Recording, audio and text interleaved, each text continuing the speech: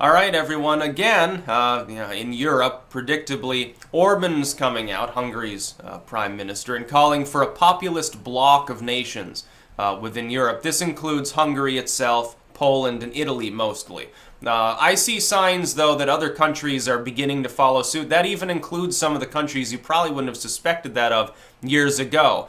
What you see is the collapse of the center that I've spoken of. It's not directional. Both the further left and the further right are rising up. The establishment clearly no longer functions. The EU's very centrist style, neocon, neolib, sort of bland globalist government is not capable of doing anything that doesn't piss off at least a few of the member states with every decision. It's also weak enough so that it lost control of one of the biggest economies in Europe via Brexit. Now it looks like the UK may hardline it. They might not even agree to Theresa May's negotiations and just kick him out blank. And then you'd have calamity in the EU and the UK. It'd fall into total chaos. They know and fear this, but it's like you're going to have some sort of Brexit deal. The UK, all the Brexiteers no longer have any faith in Theresa May, but they should try to get her kicked out. They should appeal to their royalty to get off its vestigial ass and just kick her out and hold a snap election at this point. They should beg the crown to do that. It'd be the best thing they've done in over 100 years if they did. As far as the populist movements of Europe, you see that rising up. It's already taken hold. It's already in control, that is, in Poland, Hungary, and Italy. It's beginning, I think, to gain dominance in the Netherlands. Wilders did massively increase the vote share of his party, forcing the establishment party to do business with the further left, in fact. They made that choice. That could have massive negative consequences down the road. You saw Le Pen's attempt in France, and hers is a left-wing populism. It's not a traditionalist sort of right-wing populism. One thing we've got to understand, sometimes people appear to believe that if a movement is populistic, that is, if it's against globalism and economic slavery, it must by default be number one, far right, and it must number two, be specifically Eurosceptic. Not true. Some of these parties are more Eurosceptic than others. Some are Europhiles, actually, and they simply don't like the way the EU is currently working. It's a patchwork, and Americans often, I don't think, get this unless they're really keyed into politics, because they think of politics in terms of, like here, you have Democrats and Republicans, which are also stand-ins generally overlapping with liberal versus conservative. Now, I mean, some of us see through it, I guess the more cynical among us, and we say, no, they just both represent generally bland authoritarian mentalities. There are a few people that are out there, like Bernie Sanders is actually liberal on some issues. Donald Trump is a populist of sorts, even though he's closer technically to a neocon than a libertarian. And then you've got these third parties that a lot of people don't even know exist still, even though they did very well in the last election. You've got a generally corrupt system. But essentially it's seen by most of the population as bipolar. Democrats, Republicans, liberal, conservative. Evil party, dumb party is the cynical term. In Europe, it's not that way. You have coalitions form in many of these countries between, sometimes you'd have half a dozen parties aligning with one another just to be able to govern. It can be a weird system. You have different systems between like Germany and France, or the Netherlands and Belgium, or the UK and Switzerland. And it's very interesting. And then you have some direct democracy there. You have some autocracy shown by courts. It's weird. It's more complex. But in this case, you have a country, a relatively powerful nation, diplomatically speaking at this point, aligning itself again with Poland and Italy, forming a three-nation bloc essentially, and it's extended through the Visegrad group essentially, which I believe is also the Czech Republic and Slovakia, if I remember correctly, along with Poland and Hungary. I see the Baltic states beginning to move in a right-wing, traditionalist, populist manner. That's what I think will happen. Romania, certainly, despite the fact that it's a socialist nation, is showing signs of this too. I think increasingly you're going to see it. Some of it will be left-leaning populism. You also have the abandonment of any form of traditionalism in some of these countries. At this point in the UK, at least at the government level, it's been totally abandoned. In Germany and Sweden and France, certainly, Belgium, the same is the case. Then you have nations where it's kind of nationalistic in a way, sort of nativistic, but at the same time more tolerant of outsiders and or hard left, like Spain. Then you have countries that are more multicultural of necessity, but at the same time are basically commie light, like Greece.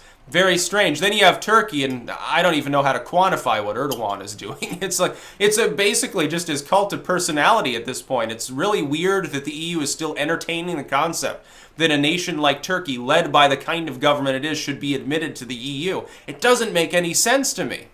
It should show that they have nothing but contempt for the democratic process and that they actually prefer autocrats. They prefer dictators. Just like in Italy, and they're like saying, oh, it's a big problem that the duly elected populist government there is in power.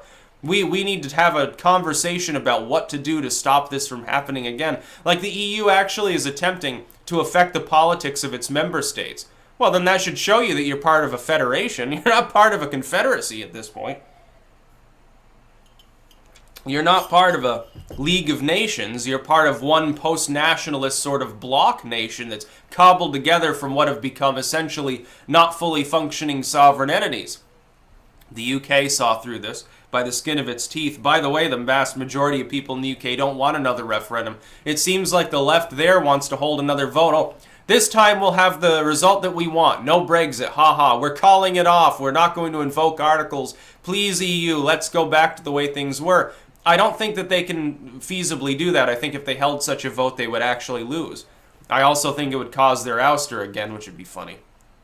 But it's good to see that some parts of Europe have begun waking up, and some of them, because of their economic situations, again, will lean further left. But in general, it'll be more Eurosceptic and more populistic. If a country makes a mistake, and if you have sovereign nations, let's say the EU doesn't exist, and a few nations endorse communism, they become communist countries, and they get fucked up. At the very least, it doesn't affect their neighbors to the same extent. In the EU, though, if the EU leans in a direction, decides that something is or is not acceptable, it affects everyone. Well, for economic and social purposes, that's just not pragmatic because of the difference between these nations. It can never work. The European Union will fail. It's probably only got 10 years of life at most left in it. You will see, I think, other referendums for leaving the European Union, because it will inevitably attempt to suppress Eurosceptic parties that otherwise have good ideas that are accepted by their populations, and those parties will grow and harangue and campaign, they will hold their referendums, and they will split. And you can expect that any further nations that split off of the European Union, they won't make the mistake of trying to pussyfoot around about it and be very gentle and kind like the UK did. Oh, let's negotiate and let's have a sane discourse. Even Nigel Farage is like, let's, be adults here. We need you, you need us. Let's, go back to free trade and everything. Let's not fuck each other in the ass, basically. No, you're going to see these groups hardline them and say, well, no, we're out of the EU. Bye. We're going to trade with other people. You want to trade with us? It's either free trade or nothing. There won't be negotiations because we know that you hate negotiating. You can't negotiate because you speak for member nations that are as disparate as an economy like Greece versus the economy of Sweden. It doesn't make sense. It's like, yeah, people in the poor parts of Europe, they look at Western Europe, they're like, what are we getting out of this? Other than maybe the military side. Then Western Europe says, hey, we have to keep paying these poor people money. We've got poor people in our own countries. Exactly. That's why Euroscepticism is growing even in places that economically, at least, are doing fairly well. And it'll continue to happen.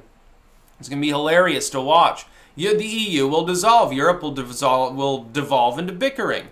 Yeah, if Russia really wants to fuck Europe over, the best way to go about that is to keep up the hardline tactics of the Europhiles like Angela Merkel or people like Tusk. If you follow their advice, then Europe will fall.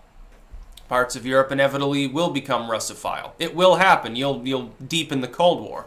If you were to reform the EU today along the lines of what the French want to do, you would have a better time of it. It would last longer. It would be more gentle. You'd have less Russian influence capable of segueing in. You had better be very glad that we have a populist in office here who likes to talk to people like Orban and to the Polish and the Italians, to Salvini. You're lucky that the United States is the country going in and talking to them instead of Russia. Because if we were led by an Obama right now and shut them out and kept talking instead to Merkel and meeting with the Hollands and all of the Europhiles, what would happen with those Eurosceptic nations growing in populism? They would eventually be influenced by Russia.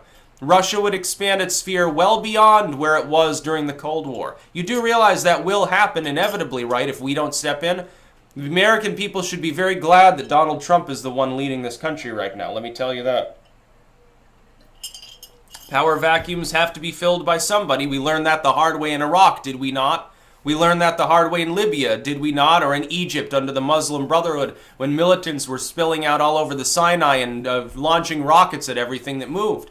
We learned this the hard way a million times over throughout relatively recent world history. Let's not make the mistake with Eastern Europe. The United States should step in, keep Russia at an arm's length, and we need to be gentle with those countries because Merkel and the EU won't.